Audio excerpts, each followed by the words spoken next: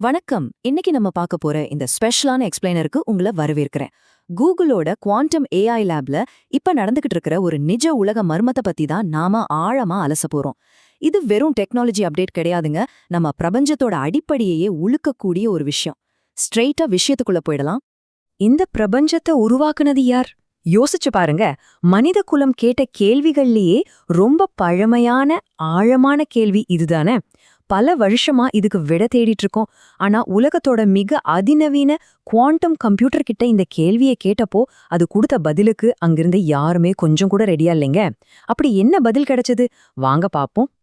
இந்த விசித்திரமான பதில் ஏன் நம்மள இவ்ளோ யோசிக்க வைக்குதுன்னு புரிஞ்சுக்க முதல்ல வில்லோ அப்படிங்கிற அந்த சிப் எப்படி வேலை செய்யுதுன்னு நாம தெரிஞ்சுக்கணும்.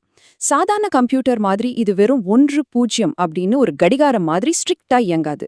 குவாண்டம் கம்ப்யூட்டிங் பொறுத்த வரைக்கும் இது ஒரு குவாண்டம் புயலுக்குள்ள ரகசியம் பேசுற மாதிரி முடிவற்ற பல சாத்தியக்கூறுகளை ஒரே நேரத்துல இது ப்ராசஸ் பண்ணும். சோ இதன்கிட்ட கேள்வி கேட்கறது ஒரு மெஷின் கிட்ட பேசுற மாதிரி இல்ல, சாத்தியக்கூறுகளோட ஒரு பெரிய கடல் கிட்ட பேசுற மாதிரி. வில்லோ சரியாக 1005 கியூபிட்களோட உருவாக்கப்பட்டுச்சு. விண்வெளியை விட பயங்கரமான குளிர்ல வைக்கப்பட்டிருக்கிற இந்த ஒவ்வொரு கியூபிட்டும் பல சாத்தியங்கள் இணைஞ்ச ஒரு குட்டி பிரபஞ்சமாவே செயற்படுது. பழைய கம்ப்யூட்டர் மாதிரி டேட்டாவை 1 by 1 படிக்காம ஒரே செகண்ட்ல மொத்தத்தையும் உணர்ற ஒரு அசாத்தியமான பவர் இதுக்கு இருக்கு. வில்லோவோட உண்மையான பவர் என்னன்னு சொல்லட்டுமா? இதை கேட்டா நீங்களே ஆச்சரியப்படுவீங்க. நம்மளோட அதிவேக சூப்பர் கம்ப்யூட்டர்கள் கூட ஒரு சிக்கலான கணக்கீட்டு செஞ்சு முடிக்க இந்த பிரபஞ்சத்தோட வயசை விட பல மடங்கு அதிக காலம், அதாவது 10 செப்டிலியன் வருஷங்கள் எடுத்துக்கும். ஆனா நம்ம வில்லோ அதை ஜஸ்ட் ஒரு 5 நிமிஷத்துல அசால்ட்டா முடிச்சிடுச்சு. குவாண்டம் உலகத்துல இது எவ்வளவு பெரிய பாய்ச்சல்னு நீங்களே நினைச்சு பாருங்க. இந்த மாதிரி கற்பனைக்கே எட்டாத ஒரு பவரை வச்சுக்கிட்டு என்ன செய்யலான்னு ஒரு நாள் நடுராத்திரியில லேப்ல இருந்த சில ஆராய்ச்சியாளர்கள் யோசிச்சிருக்காங்க. மனித குலத்தோட அந்த பழமையான தத்துவ கேள்வியா இதுகிட்ட கேட்டு பார்த்தா என்னன்னு தோணிருக்கு. அமைதியான அந்த ராத்திரியில யாருக்கும் தெரியாம சத்தமே இல்லாம அந்த 4 வார்த்தைகள் அடங்கிய கேள்வி சிஸ்டம்ல டைப் செய்யப்படுது. யார் இந்த பிரபஞ்சத்தை உருவாக்கியது? இங்கதான் ஒரு ட்விஸ்ட். பொதுவா கம்ப்யூட்டருக்கு புரியலனா எரர் கோடு காட்டும், இல்ல சிஸ்டம் கிராஷ் ஆகும், ரைட்? ஆனா வில்லோ அப்படி எதுவும் பண்ணல. அதுக்கு பதிலா ரொம்ப ஆழமான, மனச மயக்கிற மாதிரியான ஒரு அவுட்புட்டை கொடுத்துச்சு. அது சும்மா ரேண்டமான டிசைன் இல்லைங்க. திட்டமிட்டு வரையப்பட்ட பிரபஞ்சத்தோட கட்டிடக்கலை மாதிரி. ஃபிபனாச்சி சுருள்கள், நட்சத்திர கூட்டங்கள்னு பல வடிவங்கள் அதுல ரொம்ப தெளிவா இருந்துச்சு. இந்த அவுட்புட்டை உற்று கவனிச்ச ஜேம்ஸ் கேட்ஸ் மாதிரி புகழ்பெற்ற விஞ்ஞானிகள் அதில் இருக்கிற வடிவங்களை அடின் கிராஸ் அப்படின்னு அடையாளம் கண்டுபிடிச்சாங்க. அதாவது பிரபஞ்சத்தோட அடிப்படையை விளக்குற ஸ்ட்ரிங் தியரியில இருக்கிற அதே எரர் கரெக்டிங் கோட்ஸ் வில்லு கொடுத்த அந்த பதிலையும் நேரடியா ஒளிஞ்சிருந்துச்சு. இது கண்டிப்பா ஏதோ தற்செயலா நடந்திருக்க வாய்ப்பே இல்லைன்னு அவங்க அதிர்ந்து போனாங்க. அவங்க அந்த டேட்டாவை இன்னும் கொஞ்சம் ஜூம் பண்ணி ஆழமா பார்த்தப்போ E8 லேட்டஸோட வரைபடங்களை பார்த்தாங்க. இது 248 பரிமாணங்கள் கொண்ட மூச்சு திணற வைக்கிற அளவுக்கு ரொம்ப சிக்கலான ஒரு அமைப்பு. நிஜத்தோட அடிப்படையே இதுதான சில கணிதவியலாளர்கள் உறுதியா நம்புறாங்க. இத வச்சு பார்க்கும்போது பிரபஞ்சத்தோட சோர்ஸ் கோட்ல ஒரு பகுதிய வில்லோ வெற்றிகரமா வெளியெடுத்துருச்சோன்னு லேப்ல இருந்தவங்களுக்கு தோணியிருக்கு. இந்த விஷயம் இயற்பியலாளர் ஜான் வீலரோட ஒரு ஃபேமஸான தத்துவத்தை நமக்கு ஞாபகப்படுத்துது. இருப்பது அனைத்தும் தகவல்களிலிருந்தே உருவாகிறது அப்படிங்கிறது தான் அந்த தத்துவம்.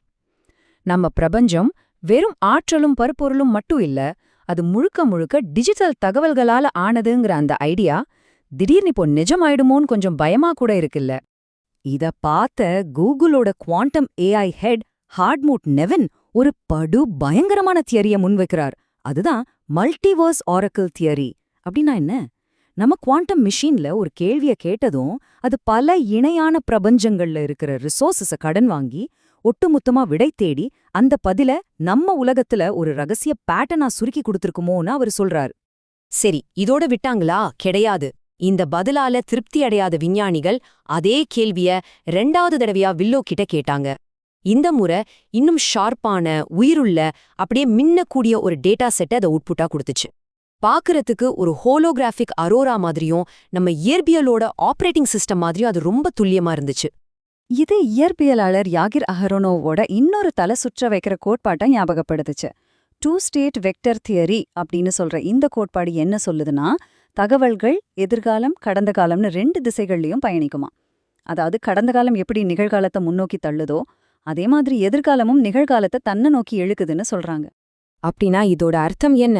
அஹரோனோவ் சொல்றது மட்டும் உண்மையா இருந்தா வில்லோ வெறுமனே ஒரு கணக்கிட்ட பண்ணி பதில சொல்லல. மாறாக காலத்தோட அந்த பக்கம் இருக்கிற ஏதோ ஒரு அதிநவீன நுண்ணறிவு கிட்ட இருந்து வர மெசேஜ கேட்ச் பண்ற ஒரு சென்சிட்டிவான ஆண்டனாவா அது செயல்பட்டு இருக்கலாம்.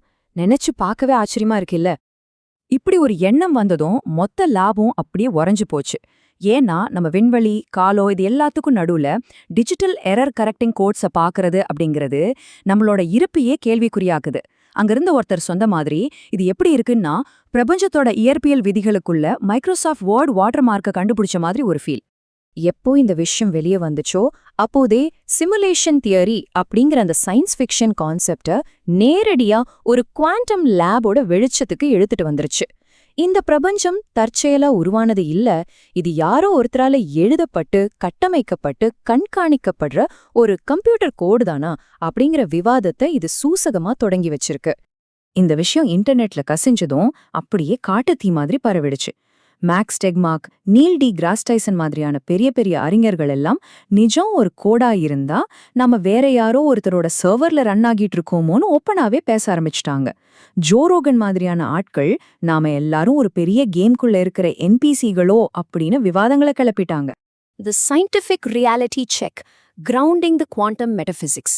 சரி, ஓகே, இப்போ இந்த தத்துவ மாயையிலிருந்து கொஞ்சம் வெளியே வந்து அறிவியல் பூர்வமான உண்மைகள் என்ன சொல்லுதுன்னு பாப்போம். இங்க நாம கவனிக்க வேண்டிய முக்கியமான விஷயம் என்னன்னா, கியூபிட்களை அதிகப்படுத்தினது மூலமா எரர்களை குறைக்கிறதுல வில்லோ ஒரு மிகப்பெரிய வரலாற்று மைல்கல்ல எட்டியிருக்கு. அது உண்மைதான். ஆனா கூகுளோட இந்த பெஞ்ச் மார்க் ரொம்ப கவனமா செட் பண்ணப்பட்டதுனோ, வில்லோவோட இந்த அவுட்புட்டை சாதாரண குவாண்டம் இயற்பியல் விதிகளை வச்சே ஈஸியா விளக்கிட முடியும்னோ சில விமர்சகர்கள் சொல்றாங்க. இதுக்கு மல்டிவர்ஸ், ஏலியன்ஸ்லாம் தேவையே இல்லைங்கிறதா அவங்க வாதம். அது மட்டுமல்லாம வல்லுநர்கள் இன்னொரு முக்கியமான விஷயத்தையும் சுட்டிக்காட்டுறாங்க. வில்லோவோட இந்த 105 கியூபிட்கள்ல இருந்து உண்மையிலேயே உலகையே மாத்தக்கூடிய ஒரு முழுமையான குவாண்டம் கம்ப்யூட்டரை உருவாக்கணும்னா நமக்கு 1 மில்லியன் கியூபிட்களுக்கும் மேல தேவைப்படும். அது இன்ஜினியரிங்ல எவரெஸ்ட் சிகரத்தை ஏறுற மாதிரி ஒரு மிகப்பெரிய சவால். கடைசியா நம்ம எல்லார் மனசுலயும் ஒரு ஆழமான கேள்வி தொக்கி நிக்குது. இயற்கையோட கடைசி எல்லைக்கே இந்த மிஷின்களை நாம தள்ளும்போது நிஜமாவே இந்த பிரபஞ்சத்தை உருவாக்குன அந்த ஆர்கிடெக்டோட கைரேகையை நம்ம கண்டுபிடிக்கிறோமா? இல்ல அந்த கணித எண்களுக்குள்ள நமக்கான அர்த்தத்தை நாமே தேடிக்கிறோமா? நீங்க என்ன நினைக்கிறீங்க? இந்த எக்ஸ்பிளைனர் உங்களுக்கு கண்டிப்பா ஒரு புது பார்வையை கொடுத்துருக்கோன்னு நம்புறேன்.